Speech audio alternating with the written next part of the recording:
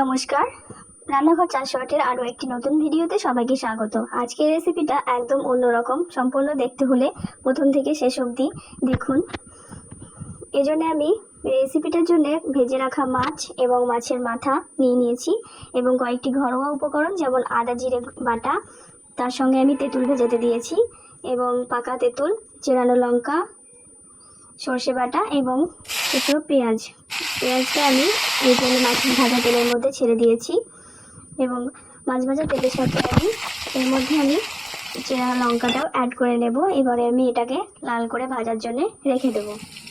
এর সাথে আমি নুন দিয়ে দিলাম, কারণ নুন দিলে পেঁয়াজটা খুব তাড়াতাড়ি ভাজা হয়ে যায়। এরপর আমি ঢাকা দিয়ে দিয়েছিলাম। ঢাকা দেওয়ার পরে আবার একটু ভেজে নেব পেঁয়াজটাকে। এদিকে আমি আদা জিরে বাটার মধ্যে কিছুটা কাশ্মীরি লঙ্কা, কিছুটা ঝাল লঙ্কা অ্যাড করে নিয়ে আমি গুলে নেব। আজকের রেসিপিটা সম্পূর্ণ তাদের জন্য যারা গরমের মধ্যে চিকেন মাটন খেয়ে একদম বিরক্ত হয়ে গেছেন বা মাছের অন্যান্য রেসিপি খেতে গিয়ে খুব বিরক্ত বোধ করছেন, তাদের জন্য সম্পূর্ণ এই রেসিপিটা। কারণ এটা পাকা তেঁতুল দিয়ে এটা টক বানানো হবে। আপনারা ভিডিওটা ভালো লাগলে বাড়িতে অবশ্যই রেসিপিটা ট্রাই করে দেখতে পারেন। যাদের মুখে স্বাদ দিই তাদের স্বাদ ফিরে আসবে, কারণ এটা টক বানানো হয়েছে। এবার আমি মশলাটা এর মধ্যে ঢেলে দিয়েছি। এবার আমি কিছুক্ষণের জন্য এটাকে কষিয়ে নেব।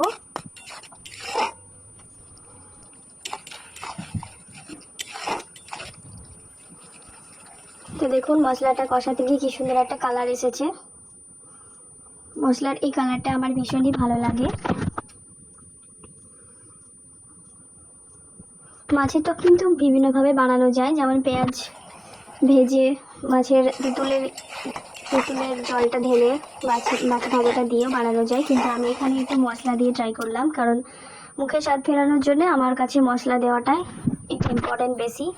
আমি এখানে হালকা মশলা দিয়েছি, বেশি মশলা দিইনি। এর সাথে আমি সর্ষে বাটাটা অ্যাড করে নিলাম। সর্ষে বাটাটা অ্যাড করে নিয়ে আবার মশলাটাকে কষাতে থাকবো। এটাকে বেশিক্ষণ কষাবো না, কারণ এটা তেতো হয়ে যাওয়ার সম্ভাবনা থাকে।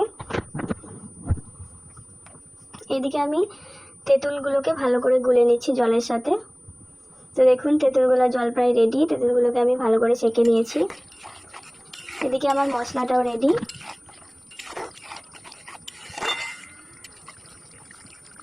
মশলাটার কালারটাই পুরো চেঞ্জ হয়ে গেছে, সর্ষে বাটা দেওয়ার কারণে পুরো সাদা হয়ে গেছে।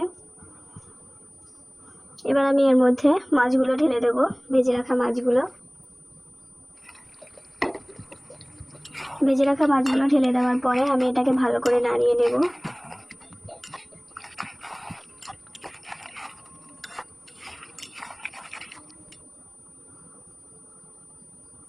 আপনারা যদি চান যে মাছের মধ্যে তেঁতুলের জলটা না দিতে, তাহলে এইভাবেও মাছের রেসিপিটাকে ট্রাই করতে পারেন, কারণ এইভাবে ঢাকা দেওয়ার পরে আপনারা এই রেসিপিটা ট্রাই করতে পারেন। কিন্তু আমি এখানে যেহেতু টক বানাবো, সেই জন্য তেঁতুলের জলটা আমার কাছে খুব ইম্পর্টেন্ট। তেঁতুলের জলটা আমি এখানে দিয়ে দিয়েছি। দেওয়ার পর আমি ঢাকা দিয়ে দেবো। ঢাকা দেওয়ার পরে 2 মিনিট রেখে দেবো। মাছগুলো সেদ্ধ হয়ে যাবে এতে।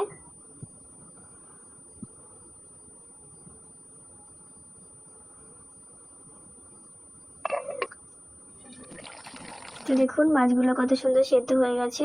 রেসিপিটা পুরো কমপ্লিট।